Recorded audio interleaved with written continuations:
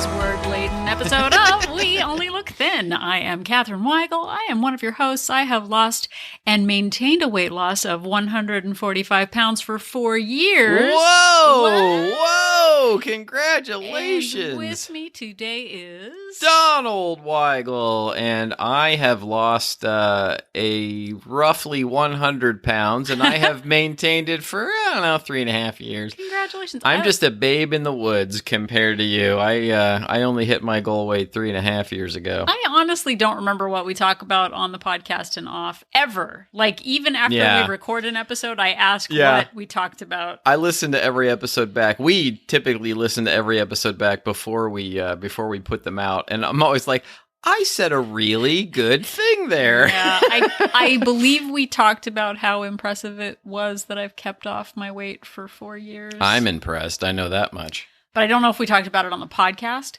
But as the me of now in May, addressing the me of the future, when I listen to this is for me in the future. Yeah. This is for my future self. Yeah.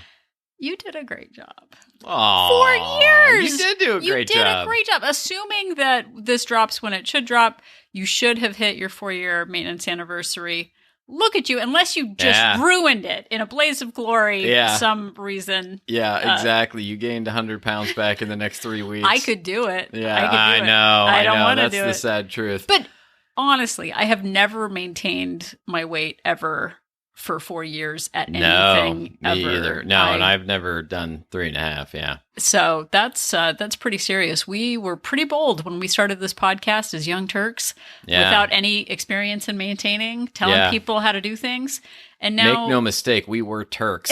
we were hooligans. We were weight loss ruffians. No, but there are so many people who are very bold. Yeah. I will say that they are bold and very confident. Yeah. Who might not have 4 years of experience of maintaining weight loss under their belt. And I feel like it's not easy now, but it's not surprising. Right. Like, I know what I'm doing to do what I do and to keep it off. It's not that white knuckle is more of like a normal colored knuckle now. No, we're not really figuring out the big picture anymore. No. It's more about, micro adjustments to things. Yeah, which there was no micro back in the day. But, you know what? We have some more banter. I didn't tell you. I'm not done talking about this banter. Okay, you talk about this I have banter. some shtick about this. Okay, you do, because I've got more things to talk about. Yeah, now also. that I've announced that it's shtick, I've ruined it. Like, I was going to say, this is the me of the present talking to the you of the present and the future. To both of us? To Who do you love more? Yes. Telling you how proud of you I am, both of you. Both of us. Yeah. Oh my gosh, I would feel so bad if there were two of us. Oh my gosh, I wouldn't. Listen, I'm not sure any man is up to that task. I am confident he is never cheating on me because I'm exhausting. Yeah, I am exhausting. No, I have no time for anything else in my life. For I sure. apologize. No, it's all good. It's all good. I've been here for the ride. This is also the me of the present talking to the me of the future. So proud of you for hitting your 4-year anniversary in like 6 months. But also the you of the future. I'm talking to that guy who's been married for 23 years. Yeah. Congratulations to you. Thank you. And Thank to you. And congratulations both of us to in the you. future. Yeah. By the time this episode comes out, we will have had our 23rd wedding anniversary. Wow, that's legitimate until we get to 27, and then we're really, really legitimate. I know. We did talk about it's that. It's like our marriage is grown up now. They said it wouldn't last, but we stayed together for spite. People actually said it wouldn't years. last. Not like we're not joking. People were like, that's not going to last. Yeah. So, because we were very young. Do you have additional banter? No. I'm out of banter. You begin your banter now. Okay. So Donald's worked all night last night. That's what he told me. Yeah. I'm so committed. Yeah, I told you I worked all night. I was actually at a bar that was open till 5 a.m. bar. Like, that's a thing anymore. That's right. I got home from work a little after 5 a.m. today. Yes. And I slept a little bit, and now I'm recording a podcast, and then I have to go back to work again tonight and work all night. And I'm doing this for you people. For you people. So you might recall this morning, we were just sort of doing a switcheroo. Donald was going to sleep. I was waking up. Do you recall the first question that I asked you when you got home? Yes, you said... I got home and you said, "Did you eat anything delicious from craft service last night?" You were like still half asleep. That was the first thing you said to me. You're like, "Are you home?" Yeah. I want details. Yeah. I still actually don't know. I just wanted to get in bed and go to sleep, and you wanted me to talk about the delicious food I ate. Okay, but here's the thing. We're going to talk about food for a minute. Listen up.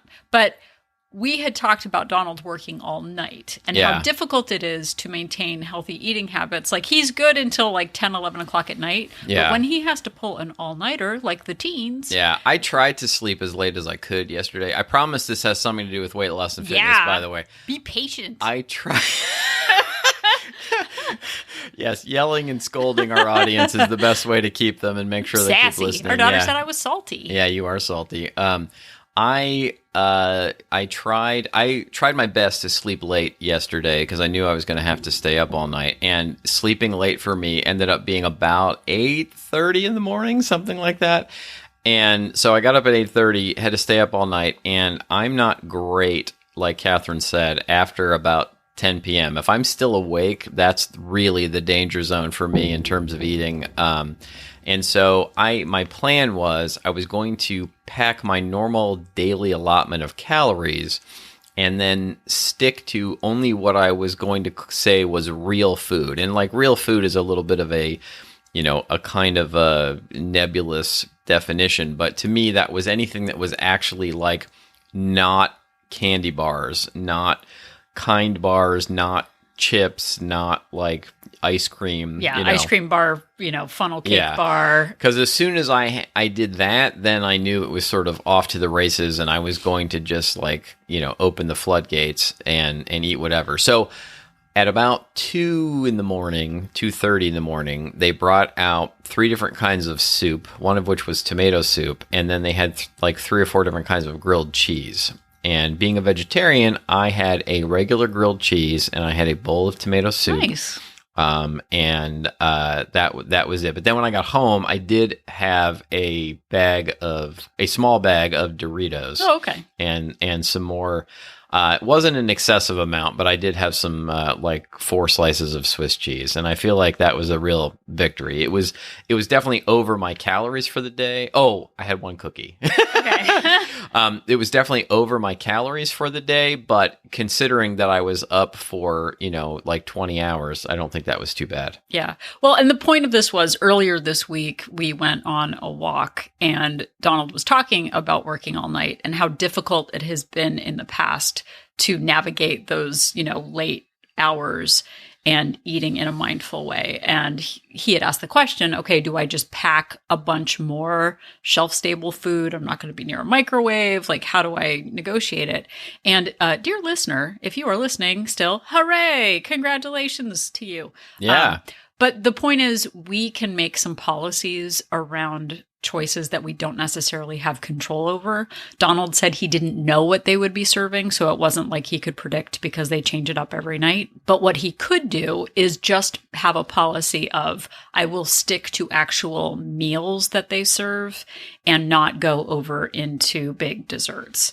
And that is a way to still manage your goals, maybe go over your calories, but be realistic about what you're capable of doing. So if, for example, you have to eat at a cafeteria, you can just decide, okay, I'm going to eat at the cafeteria, but I'm not going to get the extra cookie that they throw in with the food, or I'm going to abstain from the carbs and the pasta, and I'll just stick with more proteins and vegetables. You can still negotiate around an obstacle and be successful. So this morning, aside from wanting to just find out the delicious food that Donald ate, I actually was curious, but like 10% curious to find out if he had actually been able to navigate that. Yeah, so, mostly she just wanted to hear me talk about whatever food I had eaten. Thank you.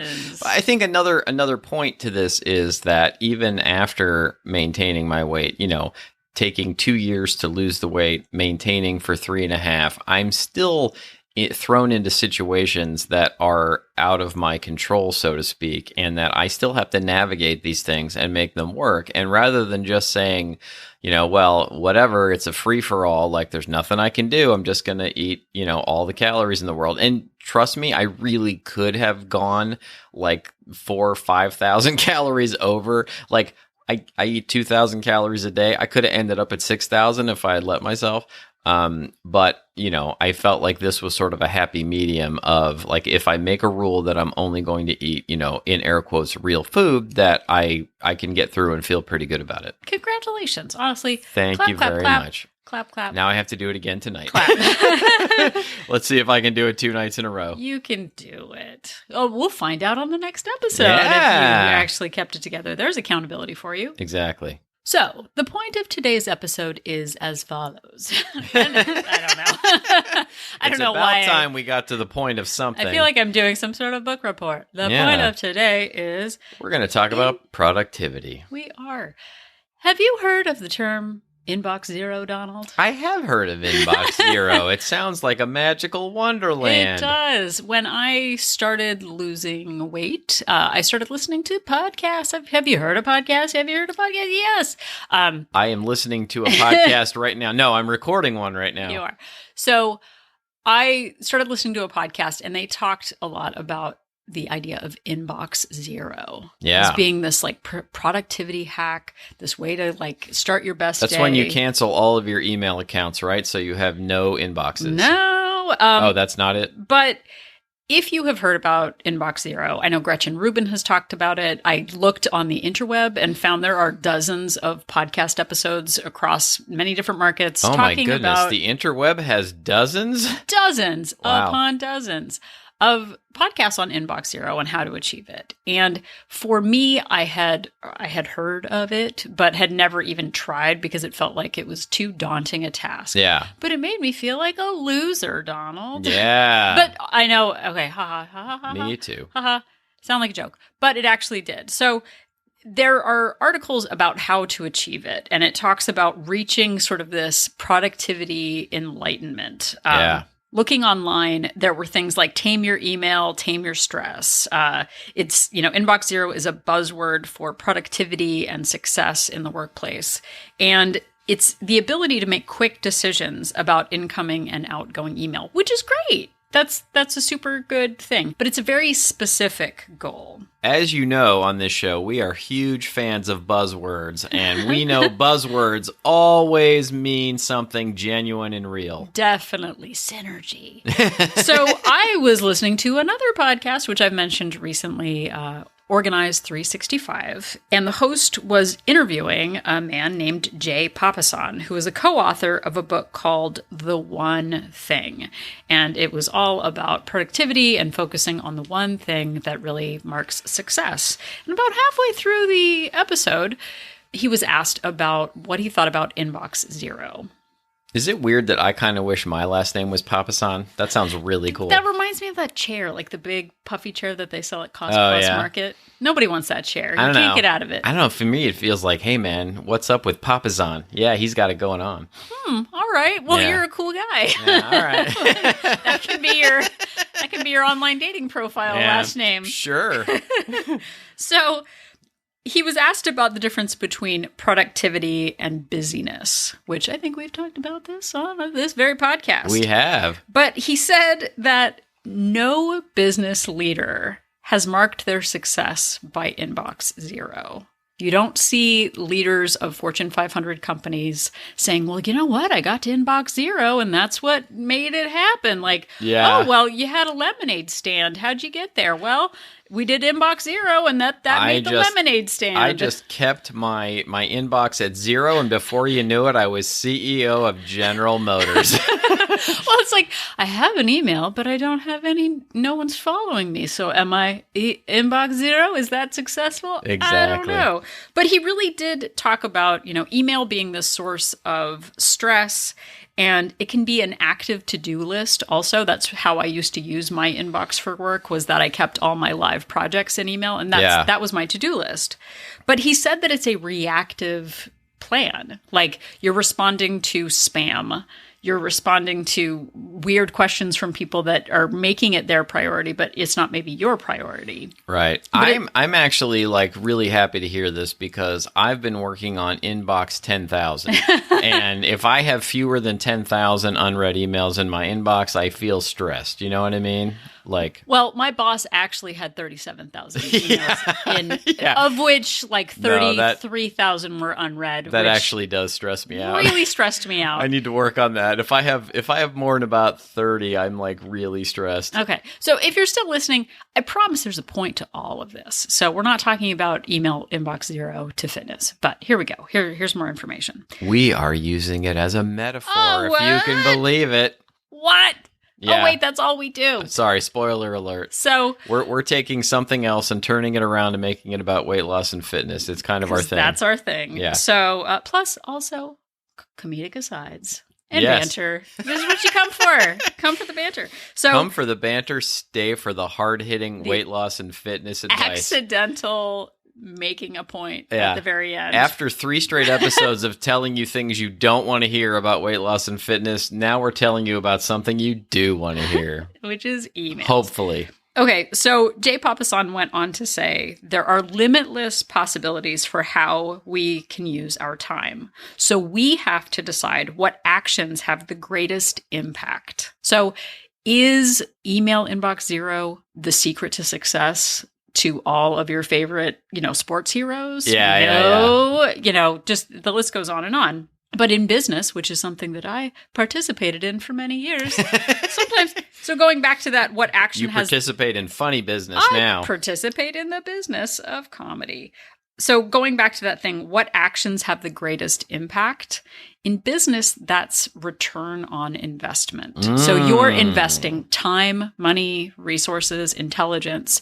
And what are you getting back from that? Because not all things that we do throughout the day actually have a big impact. And we've talked about this before. We often confuse busy for productive. A day can go by in a flash with multitasking. Like I know yesterday or the day before, I did not stop. Didn't stop all day long. Yeah. Ask me what I did. What did you do, dear? I honestly don't know. Yeah. Like I did a lot of things and I was really tired, but I can't actually tell you what I did. I can't even tell you how many days like that I've had in my life too, where I'm just like, I was busy. I never sat down, but did I actually accomplish anything on my to-do list? No. And I've done that over and over again my whole life. Like it started back in grade school, I never wanted to organize my record collection more than when I had a project due for school, that kind of thing. Yeah. And, I think too, we say that there are things that are priorities in our life, but they never make it into our day. Yeah. And I mean, this goes with family, finances, friendship, whatever other Fs I can All find. the Fs. French fries. There are no other F words that I can think of. But they don't make it into our day because we're really busy. And it's not that we don't have full lives with lots of responsibilities, but when we say we have a goal and we don't actually fit it into our day, there's the problem. Yeah. So we say, I don't have time. But what we actually mean, or, in actuality, it's that we didn't make the time. Right. So we say something is a priority, but your actions show you whether or not you're actually living into that. Yeah, and this was sort of one of the hard truths that we had, or even more than one on the last couple of episodes.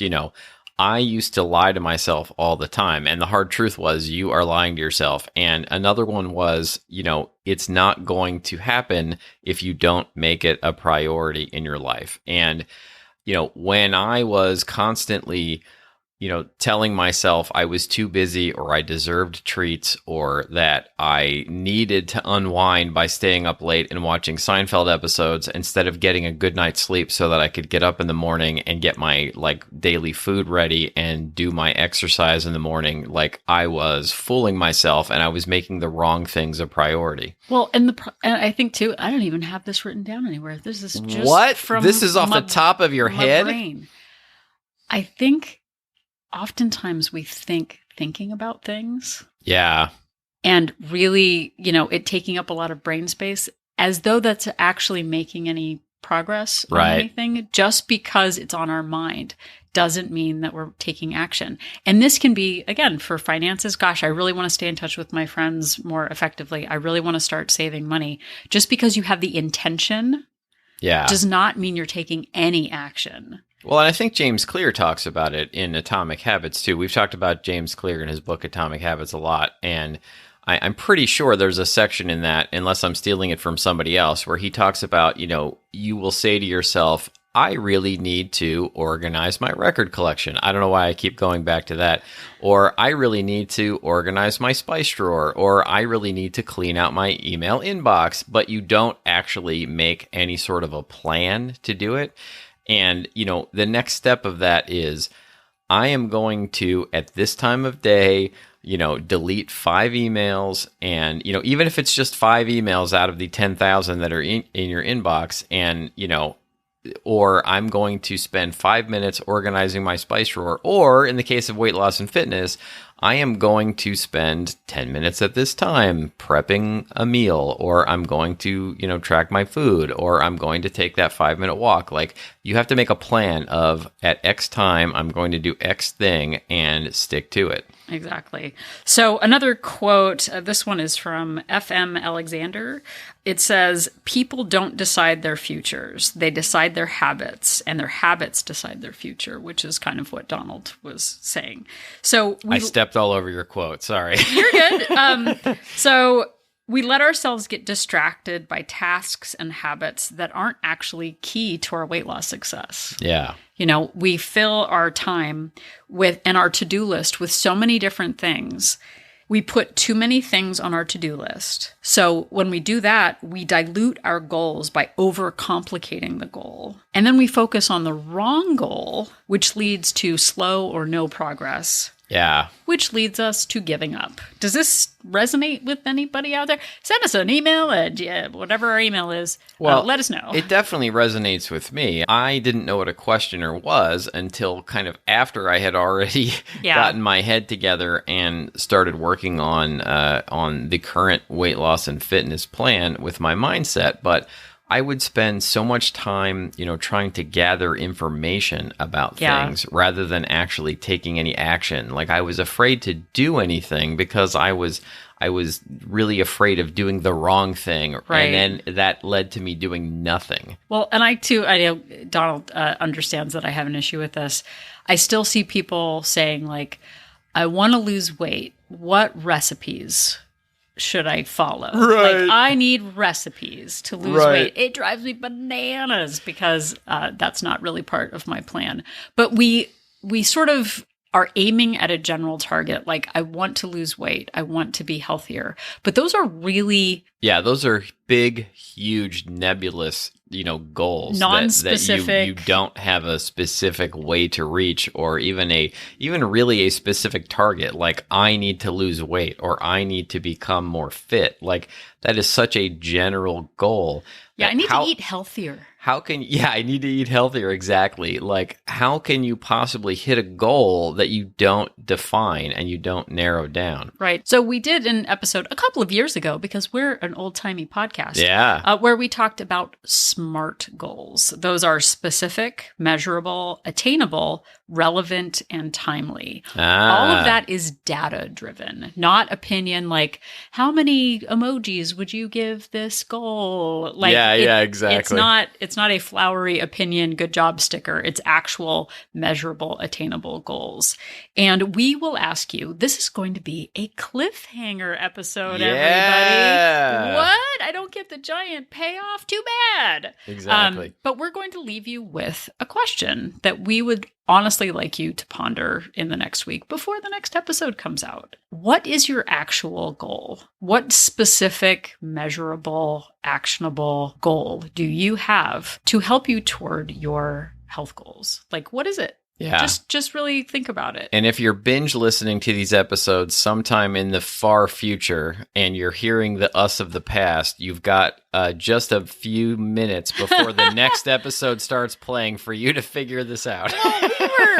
We have been watching a show called The Expanse on Amazon, and there are 6 seasons out so far. Yeah, 5. 5, okay. And we have had the ability to watch all of them in great succession. And I always hate that point where we catch up to live. Yeah. Like, why do we have to wait for everything? It's not fair. Yeah, there's supposed to be a 6th and final season out like next year, and we're gonna get to the end of 5 pretty soon, and it's gonna be like then we have to wait like everyone else. Yeah, I know a few people who are still in the at episode 80 for listening to We Only Look Thin. I was like, oh, there's so far to go. Yeah. They're at the ask old-timey questions about old-timey things. We have no idea what we said 3 years ago. What a long, wild ride it's been, everybody.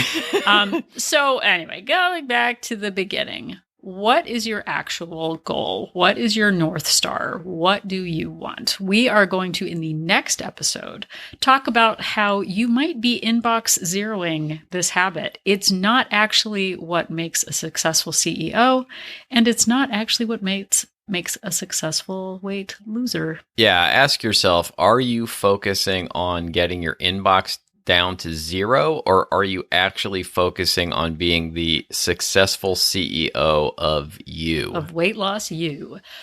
So if you're in a position where you're actually thinking to yourself, I think I'm doing everything right, but I'm not losing any weight, we'll have some information to share with you next week about what you might not be doing effectively. Because again, it's that return on the investment. So just ponder and wonder, what are we going to say? I don't know. Let's see what happens. Yes, indeed. So this is kind of a 2-part episode. And, really when you think about it, you're listening to like part 178 of our 10,000 part series on how to achieve your weight loss and fitness goals. Exactly. And if you enjoyed this episode, thank you so much for listening, first of all. You can still find all of our episodes wherever you found this one, and they are, as always, available on our website at weonlylookthin.com. Yep, and if you scoot your boot over to our website... Whoa, you're a boot scooter? I'm a boot scooter. Scoot your boot over to our website. You can click on Join Our Support Group and find out more about WOLT Place. WOLT Place is our Facebook-based women-only accountability group. Guys just don't participate. Sorry, dudes. Bros just don't participate. Yeah. But it is a subscription-based accountability group and support group for women. We have 2 options for membership. One is a monthly membership with a 3-day complimentary trial, and the other is a 3-month membership with a 7-day complimentary trial. It's summertime, people. It is time to get focused on your goals, and WOLT Place is the place to do that. As a dude, bro, I can attest to the fact that we're lone wolves. We like to do things on our own. But if you're a dude, bro, and you would like some support or you have some questions for us, you can reach out to us at weonlylookthin@gmail.com. And even if you're not a dude, bro, those emails will still get to us. And you know what? As an aside on this, we are not at inbox 0. Oh, Donald no. Weigel. We are not at inbox 0. I was only half joking about inbox 10,000. We have many emails from dear listeners with requests and questions and that kind of thing. We are doing our best. Yes. We are not at inbox 0. That's not what we're doing right now. You'll find out more about that on the next episode. But that being said, we so appreciate any emails, any questions that you have. You can also find us on Facebook, Instagram, and Twitter at We Only Look Thin if you would like to join the conversation there. Yes, indeed. And I think what my beautiful wife was trying to say was, if we don't respond to you right away, it's not personal, but we'll get there eventually. But in the meantime, if you would like to help us out, we would really appreciate you going to Apple Podcasts and leaving us a rating, and even better, a rating and a review. We would prefer 5 stars, but whatever you feel is appropriate, we'll take it. It makes us feel good, and it also helps other people to find the show, because the more ratings and reviews we have, the more Apple boosts us in search results when people are looking for podcasts like ours. It would help us get the word out. And if you don't want to do that, tell somebody else about our show. Yeah. How about that? Just tell somebody you think who might like it. Just tell them it's a comedy podcast that happens to talk about health stuff, but it's mostly comedy. We actually got a review recently that was like, let me be honest, I'm here for the laughs. You guys are fine otherwise. I'm fine with that, because I'm comedy first. Yeah, whatever gets you to the table. Maybe some of the advice will sink in. Yeah, so I'm happy with the chuckles. That's kind of why I'm here. So If this episode has left you wondering how you're going to go from Thinbox Zero to Thinbox Hero, just remember on the next episode, because this is the next episode, that Donald and I are an inspiration.